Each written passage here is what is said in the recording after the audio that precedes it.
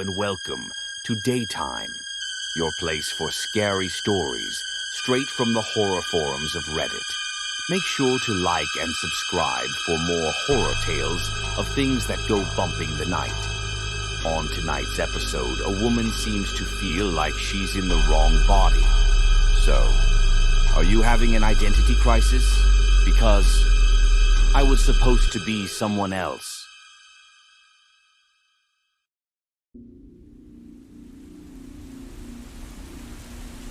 Not too long ago, a friend set me up with a blind date. A handsome guy, but he probably spent more time on his hair than I did. He seemed pleasant enough, so I introduced myself and sat down next to him. He laughed and shook his head. I pictured you differently. He admitted. I mean, you're beautiful, but I thought you'd be... Strawberry blonde, I interrupted. A bit shorter, freckled, with deep dimpled cheeks. He stopped laughing, but kept a frozen smile. He didn't know what to say. I just stared at him. I knew this was going to happen, so why did I ever think this time it'd be different? Was that it? I pushed. Was that what you pictured? I didn't even notice that I'd raised my voice. The date was already over, as I started screaming at him. Was that what you goddamned pictured? I had already screwed up. At that point, all I could do was lean into it. Let me explain. This has been the story of my life. People remember me wrong. They picture me wrong. Even my own parents could swear that I used to be strawberry blonde as a kid. There isn't a single picture of me with that hair color. I don't have freckles or deep dimples that make my cheeks puff up. I'm tall, with ink black hair. I got my Mediterranean features from my Italian mom, and that doesn't allow for a lot of cutesy freckles. Still, every person I've met remembers me that way. Sometimes, when we haven't met for a while, they barely recognize me. One of the most common questions I get is whether or not I've done something with my hair. It is really frustrating whenever I have to show my ID, as people just seem hesitant to accept the way I look to be the real me. And yes, I've tried leaning into it. Changing my hair color, even putting on freckles with a makeup pen. It doesn't help. It still just looks kind of off. The weird thing is, sometimes I even trick myself. Some mornings, I don't recognize my own mirror image. For a split second, like a bump in the night, I'm staring at a stranger. I've talked to a therapist about possibly having some sort of depersonalization disorder, but that just isn't it. The problem isn't just me not recognizing myself, it is no one else recognizing me either. This is why I've come to an uncomfortable conclusion. Maybe I was supposed to be someone else. This has been my reality for as long as I can remember. Every date, every party, every picture day at school. Every single time someone asks me what I've done with my hair, or that they like my new makeup, all these little hints and pokes. It adds up over time. Maybe you can see why I'm a bit sensitive, and might lash out at, say, a blind date. But something strange happened that one night. As I stormed off, I took a long walk by the downtown park area. There were a lot of people out and about, but I was all up in my head about overreacting. I thought about ways I could have handled it differently, or that I just had to, I don't know, start taking some kind of medication. Any kind. Whatever kind stops this. That's when I first noticed Daniel. It was this strange feeling. He was standing outside of a taco truck, talking to a group of friends. He didn't seem to stand out in any particular way, but I couldn't take my eyes off of him. He had this strawberry blonde hair, pale skin, and freckles. Deep dimples that made his cheeks look bigger. He was shorter than his friends, but he just radiated this joy. I can't explain it. It feels like I could probably draw it as a picture, but I can't explain it with words. I had to talk to him. I walked up to him, past his friends, and tapped him on his shoulder. As he turned around, my mind cramped. He wasn't strawberry blonde, freckled, dimpled, or pale. He was Korean, sort of lumpy looking, and in complete shock. So were his friends. Still, he looked at me like he recognized me. There was something there, and neither of us could say what it was. We both laughed. How did you... We said it at the same time, mirroring each other's expressions. We both laughed again. Did you see... Again, at the same time. His friends were laughing now as well. Jinx! they yelled at us. "Jinx! Jinx!" I had a long conversation with Daniel that night, and we got to know each other. Turns out we were both born on the same day, but that was where our similarities ended. We'd gone to completely different schools, in different parts of the country, and we both had the same problem. People mistook us for someone else, remembered us wrong. It was even more abrupt for him, not even matching the body shape of the image people thought he was. His friends eventually grew tired of us and left. Daniel and I sat there in the park, talking long into the night. We complained about the way people talked about us, how we never really felt like someone saw us, how this weird, stupid quirk was the one defining thing about what it meant to be us. When we finally parted ways, we friended each other and promised to speak again. We did. A lot. Over the next few weeks, we talked every day. I couldn't help myself still mentally picturing him as someone else, like a brain teaser. I thought about him as this thin, pale man with the same features that people thought I had. It bothered me, but this was exciting. I had never met anyone with the same problem as myself, and all of a sudden, it felt like maybe there wasn't that much wrong with me after all. Then the dreams came. I've always had lively dreams. I'm a very tactile person, so I remember the touch of something before I think of what it looks like. In the night, I could sometimes feel things that I swore I'd never felt before. Holding someone's hand with a hand that isn't mine. Feeling a breeze through someone else's hair. Tasting someone else's breath in your mouth. And the smell of birch trees reaching in through their nose. Like I was a passenger in another body. It would only last short moments and would interrupt whatever other dream I had to the point that I'd wake up. Often in a cold sweat, like my body was scared, even though my mind was calm. Daniel told me he experienced something similar. It was getting more intense.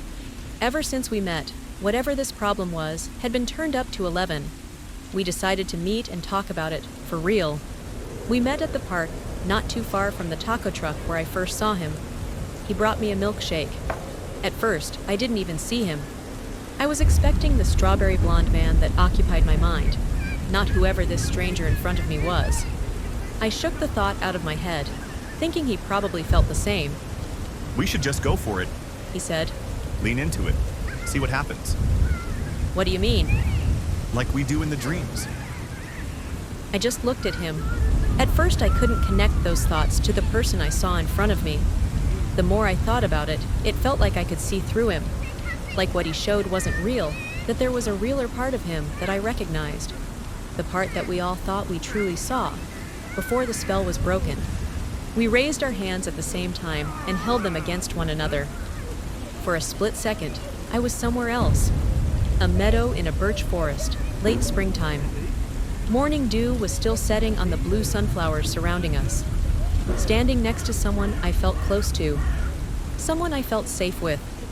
A warm hand against mine, like we'd had 1,000 times before. And still, that uneasy feeling. I was still on the park bench. I dropped my milkshake. Did you see that? Daniel asked. Yeah, I said. Yeah, I did, I think I know where that was. he said. I've been there. We got to his car and drove away, following a smaller dirt road out of the city, the one down by the Frog Lake. Instead of turning back onto the main road, he followed a smaller road to the log cabins. We were going off-road, and still, I didn't mind. I felt safe. He knew this place better than me, and I had no idea why or how I would even know that. It was dark outside, but I knew he could get us there either way. We'd been here before. Not this Daniel, and not this me, but the real us. The road came to an abrupt end, and we got out. Daniel held my hand. There was an overgrown path in the forest, leading us deeper into the woods. Pine trees gave way to birch. The space between the trees tickled winds into pushing against us. For a moment, I was back. That springtime morning, hand in hand. Blue sunflowers, a symbol of things to come. We were siblings, and we were pure. Something touched my nose, and I snapped back to reality. A feather. Where did it even come from? I don't even want to know anymore. Sighed Daniel. I really don't. I think we have to, I said.